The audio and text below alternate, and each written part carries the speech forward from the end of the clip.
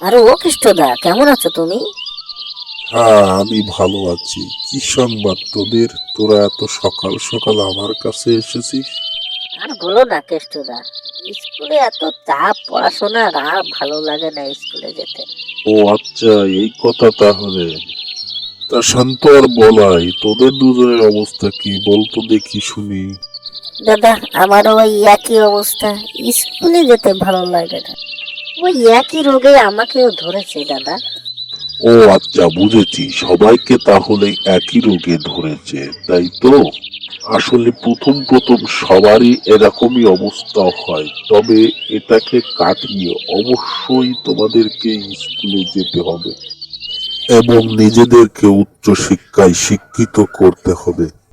তাছাড়া তোমরা যদি নিজেদের এবং দেশের উন্নতির কথা চিন্তা করে থাকো, তাহলে অবশ্যই তোমাদেরকে শিক্ষিত হতে হবে, কেননা শিক্ষা ছাড়া দেশ ও জাতির উন্নতি কোনোভাবেই সম্ভব নয়।